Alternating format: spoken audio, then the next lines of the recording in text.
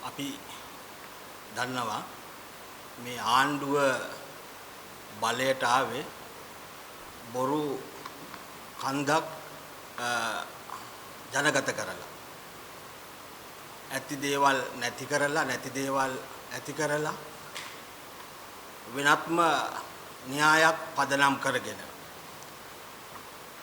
මම ජීවත් වෙන්නේ මහනුවර දිස්ත්‍රික්කයේ කුණ්ඩසාල ආසනයේ බල ප්‍රදේශයේ කුණ්ඩසාල ප්‍රාදේශ සභාවේ මන්ත්‍රීවරයෙක් විදියට කටයුතු කරනවා.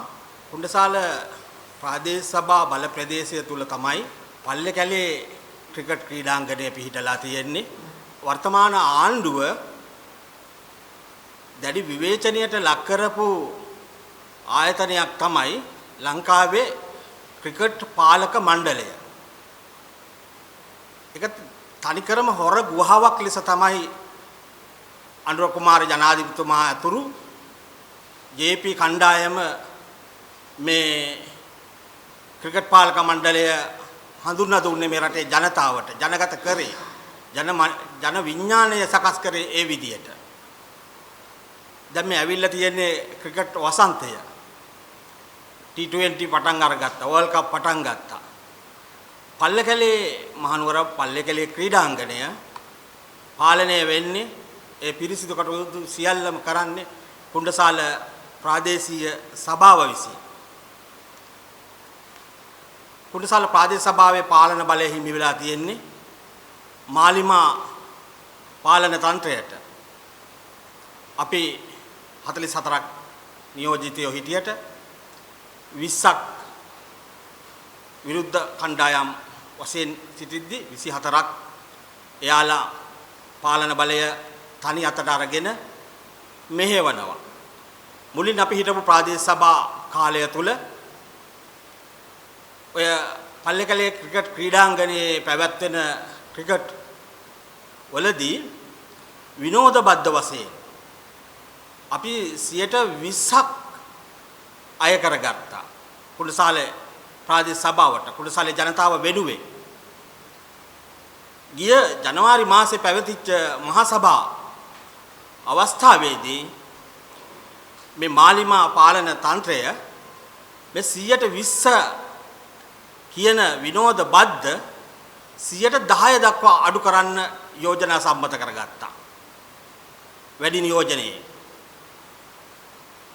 මේ තුලින් අපේ කුණ්ඩසාලේ ජනතාවට ලැබෙන්න තිබුණු විශාල බදු ප්‍රමාණයක් අහිමි වෙලා තියෙනවා. අහිමි වෙනවා. තරඟාවලි රාශියක් තියෙනවා ඉදිරියේදී. ඒ තුලින් අපිට කුණ්ඩසාලේ ජනතාවට ඒ අවස්ථාව අහිමි වෙනවා විශාල මුදල් ප්‍රමාණයක්. අපි දන්නවා ක්‍රිකට් පාලක මණ්ඩලය කියන්නේ අතිවිශාල මුදල් ප්‍රමාණයක් තියෙන ආයතනයක් මණ්ඩලයක්.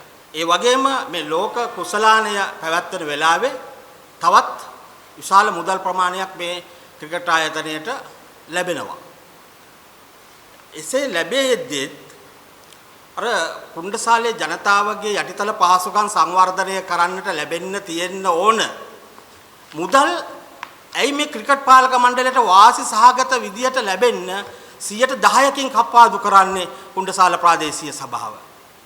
මේක අති දූෂිත ක්‍රමයක්. මේක තුල කුමක් හෝ යටි කුමන්ත්‍රණයක් තියෙනවා කුණ්ඩසාලේ ජනතාවට ගේ මුදල් අහිමි කිරීම හරහා.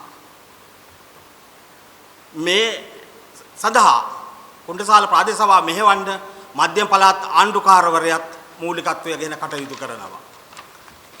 ඒ තුලින් කුණ්ඩසාලේ ජනතාව වගේම මේ පූර්වාදර්ශය අරගෙන වෙනත් ක්‍රිකට් ආයතන ක්‍රීඩාංගන වලටත් ඒ බල ප්‍රදේශයේ පැවැත්වෙන නගර සභා ප්‍රාදේශ සභා වලටත් මේ පූර්වාදර්ශය ගෙනහිල්ලා රටේම ඒ පළාත් පාලන ආයතන වල ආදායම් අහිමි කිරීමේ වැඩපිළිවෙලක් තමයි මේ ගෙනියන්නේ. එදා අනුර කුමාර මහත්තයලා කිව්වේ මේ ක්‍රිකට් පාලක මණ්ඩලය අති දූෂිතයි කියන කාරණේ. ඒ මණ්ඩලයේම අය තමයි තාමත් ඉන්නේ.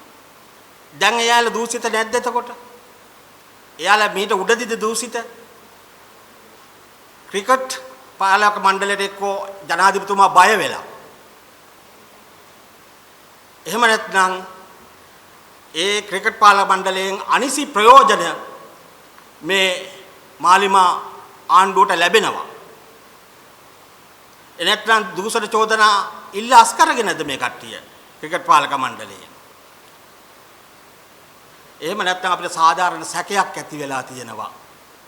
මේ අපේ සභාවලින් කප්පාදු කරන ඒ විනෝද බද්ද පළවත්ත පක්ෂ මූලස්ථානයටවත් යනවද කියන සැකේ අපි තුල ජනිත වෙලා තියෙනවා. කුණ්ඩසාලේ ජනතාව තුල ඇති වෙලා තියෙනවා. ඒ වගේම ලංකාව තුලත් මේක ඇති වෙයි. මොකද පක්ෂ අරමුදල තර කිරීම බැරෙන රාජ්‍ය භාණ්ඩාගාරය තර කිරීමේ වැඩපිළිවෙලක් මේ ආණ්ඩුව තුල නැහැ. එදිනෙදා එදා වේල ඇති කරගෙන ජනතාවට බොරු කියමින් යන පාලන ක්‍රමයක් මට අවශ්‍ය වෙන්නේ මේ ජනතාවට මේ රටේ ජනතාවට මේ පළාත් පාලන ආයතන වලට අහිමි කරන මුදල් එවැනි ආකාරයට කප්පාදු කරන්නට මේ ආණ්ඩුව සැරසෙන එකට රටේ ජනතාව දැනුවත් කිරීමයි. බොහෝ ස්තුතියි.